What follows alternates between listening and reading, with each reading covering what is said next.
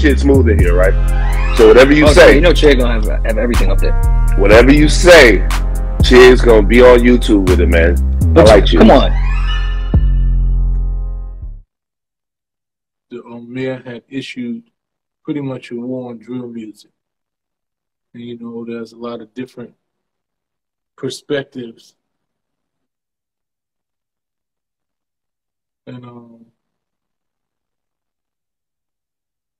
there's a lot of different perspectives, and I just wanted to share my perspective.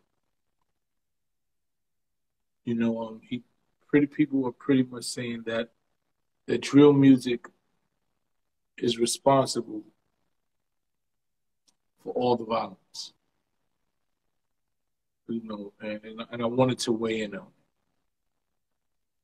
it. You know, to say that music in any way is responsible for all of the violence in New York City right now doesn't make much sense, right? To acknowledge that the music has instigated a lot of beef, right? That people who actually have beefs are engaging in street culture and violent culture, are utilizing the music to make threats, to send messages, to talk about actual violent acts that they have. So we have to acknowledge that. We have to acknowledge also, like I said, it's been incentivized that there are a lot of these websites and a lot of these different internet spaces and bloggers who look only to promote those type of messages, right? That they know that they're sending threats. It's pretty much instigated. If you know two people are having beef and you in the middle and you utilizing your voice to run back and tell the other one what the other one said about the other one, you are instigating the beef. You know, you are pretty much responsible in dictating those beefs. You have a responsibility, you know. So to say that drill music is responsible for all the violence in New York City is not even a real thing. But to be able to acknowledge that there are drill songs and, you know, some drill artists who utilize the music as a call to violence, to advocate violence, to elevate violence. If we sit there and say that that's not true, then we wouldn't be honest. You know, we wouldn't be honest. We have to acknowledge that that is a reality, but we can't put it all on that. You know, we can't put it all on that. You know, but they said the same thing about Pocket on, but the reality is that the level of violence that's taking place in our streets right now, right, there's a direct correlation. You listen to the songs is talking about who got shot and who got killed, and then the people are retaliating for those songs. That's what's happening. That's a direct correlation. When you look throughout hip-hop and gangster rap in the 90s and 80s, whether those boys was in the street or whatever, they wasn't talking about the bodies that they caught on the record. It just wasn't happening. They wasn't talking about who they shot on the record. They wasn't telling you who they was going to shoot on the record. That wasn't the thing. Right now, that's part of the strategy of building your brain, is to talk about real street beef. Show that the beef is real by getting YouTube footage of some level of interaction and conflict, you know, and altercations, putting that out with the music, and it gives you a buzz. But the reality is, after you get that buzz, most of these kids aren't living past the buzz. They get the record deal,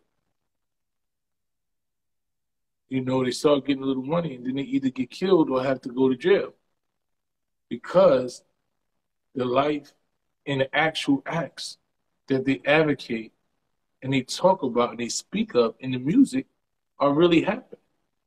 And those acts catch up to you. You know, so there's a plethora of things. So another cause of violence is just poverty, right? There's nobody who isn't poor, right? Just committing drive-bys. Most of the people who are committing drive-bys and outside in the shoe come from impoverished communities. Poverty is violence.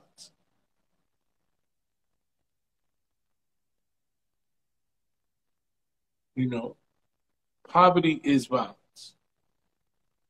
So if we don't end poverty, we'll never be able to end violence. Violence will never end. Let me see what this smack 730 does. I'm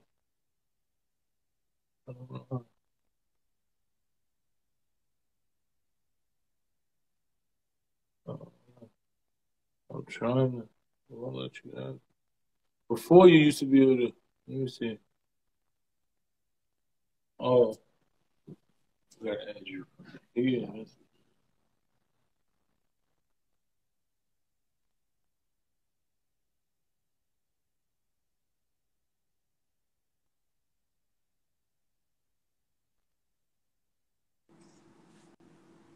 What's going on?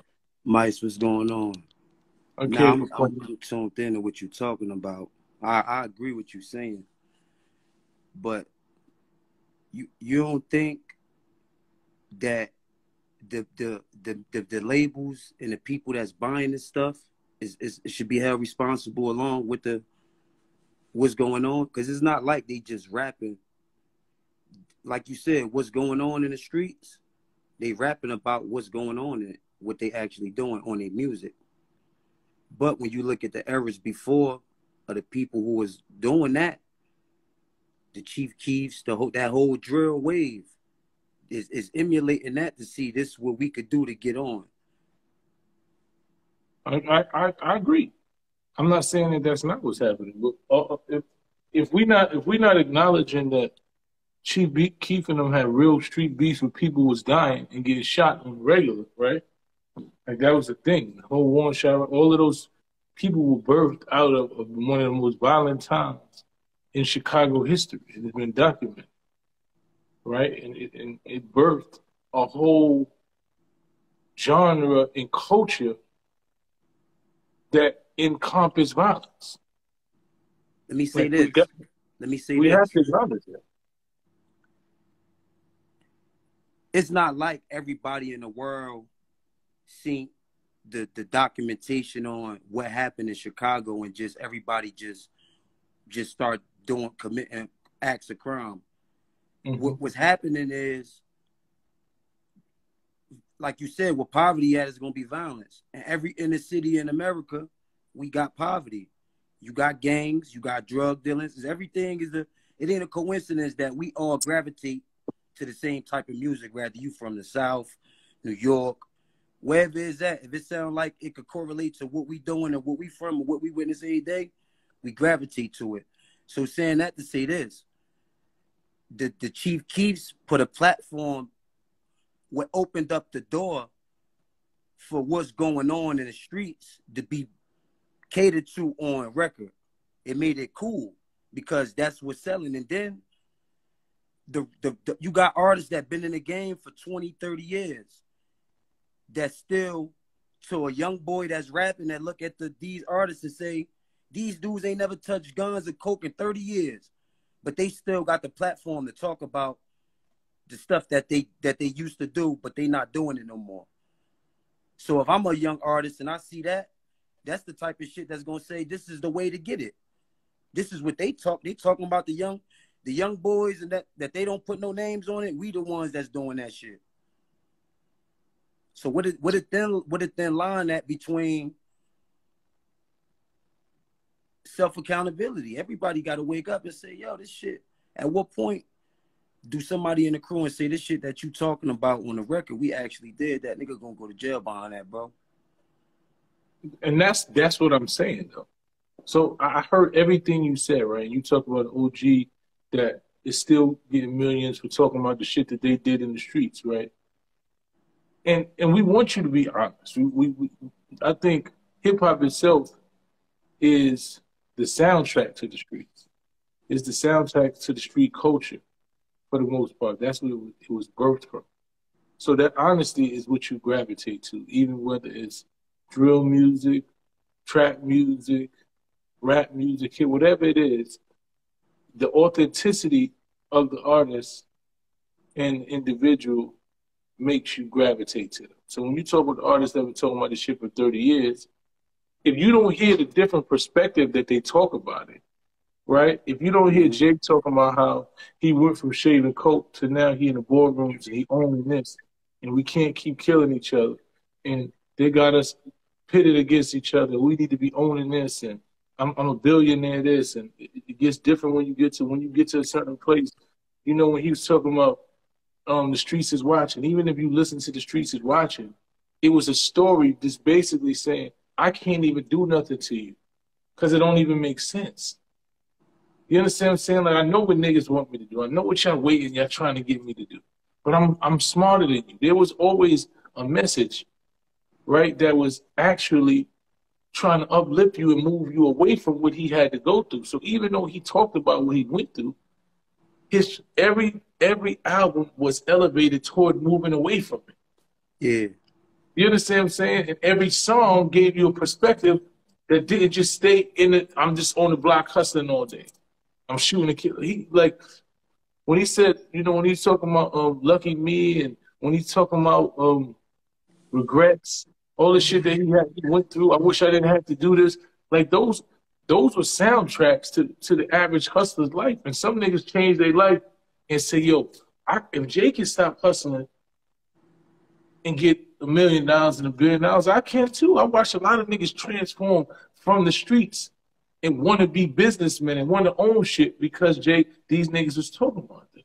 What I'm trying to tell you is, unfortunately, we have yet to see the evolution of the drill rapper, right? Most of them ain't even surviving, right? Well, You know, this is what I'm trying to say. There's more drill rappers getting killed or going to jail than actually living long enough to even be successful.